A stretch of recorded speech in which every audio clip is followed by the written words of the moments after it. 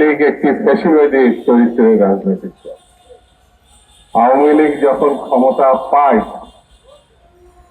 তখন সে গণতন্ত্রের বিপক্ষে অবস্থান নেয়।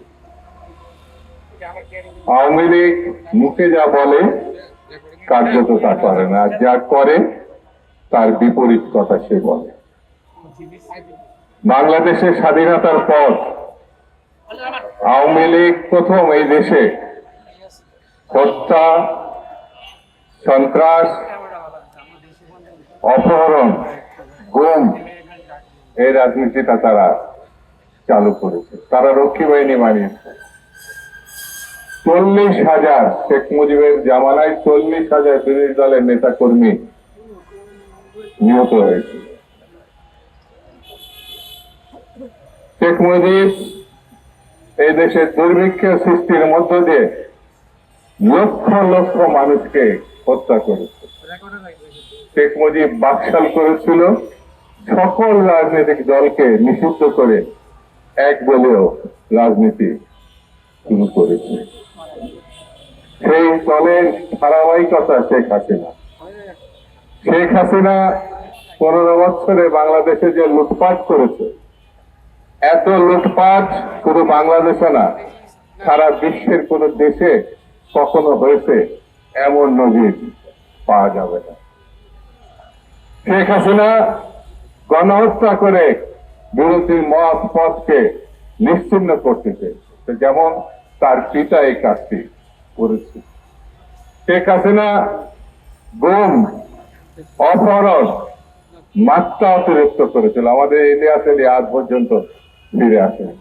আমাদের কমিশনার চৌধুরী আলম আজ পর্যন্ত ফিরে আসে। শেখ হাসিনা কত ভয়ঙ্কর দেখুন, আয়নাঘর বানিয়েছে। এই যুগে সভ্যতার বিপরীত যে বর্বরতা, সেটা হচ্ছে আয়নাঘর। সেই আয়নাঘরের মধ্য দিয়ে পতিত দশা মানুষজনকে সেখানে ধরে নিয়ে হত্যা করা হয়েছে, আর না হলে বছরের পর বছর আটকে রাখা হয়েছে। সেই জন্য এই দলটি কখনোই মানবতার পক্ষে ছিল না, কখনোই গণতন্ত্রের পক্ষে ছিল না। তারা জন্মগতভাবে ফ্যাসিবাদী, স্বৈরতান্ত্রিক। সর্বশেষ নিউ ইয়র্কের যে ঘটনা তারা সৃষ্টি করেছে, তার মধ্যে যে এটা প্রমাণ করেছে 1 বছর পার হলেও তাদের কোনো অনুশোচনা লক্ষ্য করা যাবে।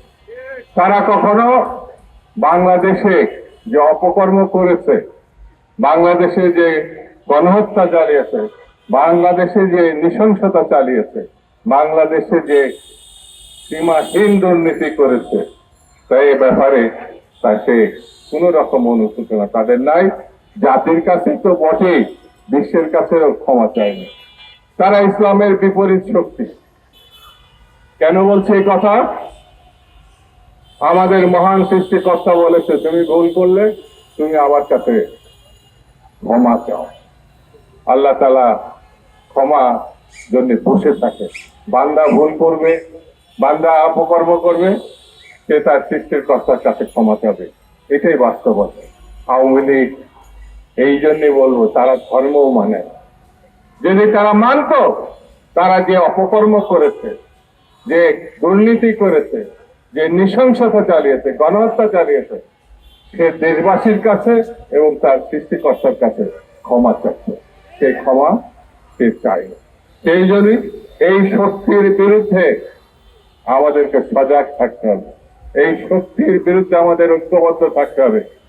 পৃথিবীতে যত বড় শক্তি তাদের সমর্থন দিক না কেন, যত বড় শক্তি তাদের কোলে নিয়ে বসে থাকুক না কেন, বাংলাদেশের মানুষ এই শক্তিকে কখনো ক্ষমা করবে না, কখনো উঠে দাঁড়াতে দিবে না। এটাই হচ্ছে বাস্তবতা, এটাই হচ্ছে বর্তমান অবস্থা। সেই জন্য আসুন আমরা এই অপশক্তিকে রোধ করে, প্রতিরোধ করে বাংলাদেশে গণতন্ত্র প্রতিষ্ঠার পথকে সুগম করি। আমরা মনে করি বাংলাদেশকে অবশ্যই গণতন্ত্রের পথে এগিয়ে যেতে হবে, এবং এই সরকারকে আমি আহ্বান জানাবো দায়িত্বশীলতার পরিচয় দেওয়ার জন্য।